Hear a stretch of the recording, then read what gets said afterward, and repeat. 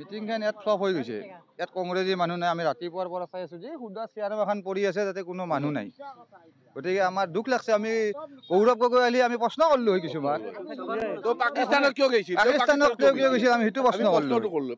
মানুহ নোহোৱাৰ কাৰণে নহ'ল। মানুহ কেনেকৈ হ'ব? মানুহ নাহে নহয় আমাৰ কংগ্ৰেছৰ মিটিঙত মানুহ নাহে। আজি তেওঁ পাকিস্তানক যাব লাগে কি কথা আছে? কংগ্ৰেছ হ'ব নোৱাৰে। কোনো আমাৰ ইয়াত মানুহ ওলাই নাহে।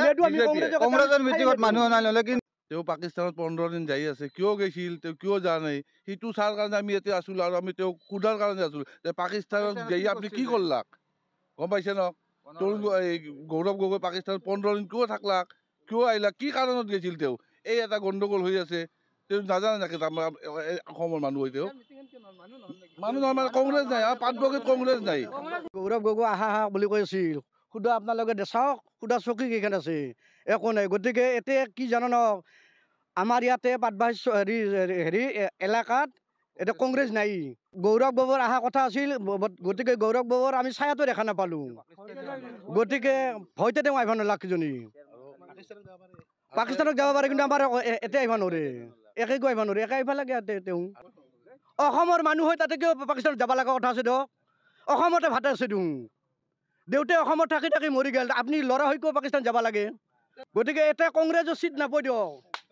যাৰ এটা তেওঁ এটা পদ আছে দিয়ক, তেওঁৰ আপোনাৰ মন নাই, তেওঁ পদ থকা মানুহতে যাব নালাগে, যাব নোৱাৰে। তেওঁ যদি গৈছিল ভাল আলোচনাৰ মাজত গৈছিল, এওঁ আলোচনাৰ মাজত জানাই নিশ্চয়।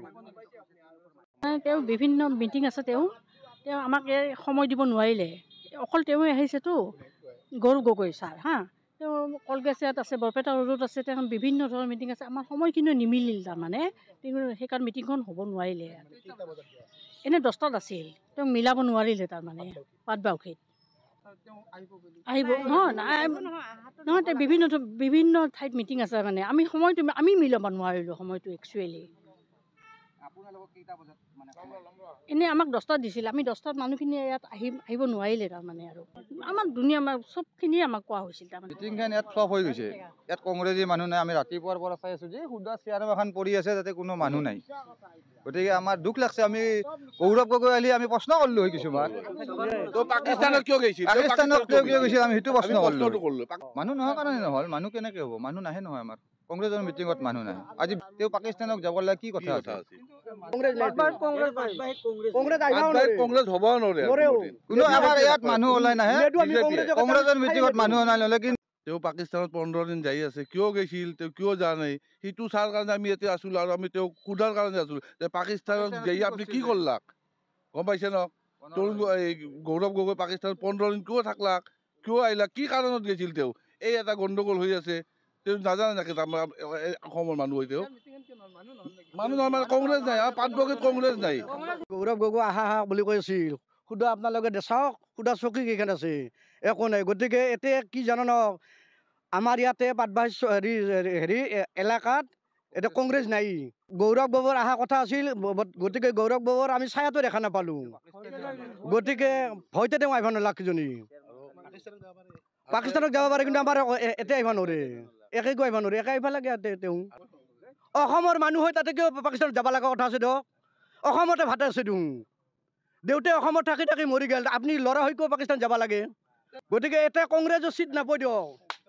যাৰ এটা তেওঁ এটা পদ আছে দিয়ক, তেওঁৰ আপোনাৰ মন নাই, তেওঁ পদ থকা মানুহতে যাব নালাগে, যাব নোৱাৰে। তেওঁ যদি গৈছিল ভাল আলোচনাৰ মাজত গৈছিল, এওঁ আলোচনাৰ মাজত জানাই নিশ্চয়। তেওঁ বিভিন্ন মিটিং আছে, তেওঁ আমাক সময় দিব নোৱাৰিলে। অকল তেওঁৱে আহিছেতো, গৌৰৱ গগৈ ছাৰ তেওঁ কলগেছিয়াত আছে, বৰপেটা ৰোডত আছে, তেওঁ বিভিন্ন ধৰণৰ মিটিং আছে। আমাৰ সময়খিনি নিমিলিল, তাৰমানে তেওঁ সেইকাৰণে মিটিংখন হ'ব নোৱাৰিলে।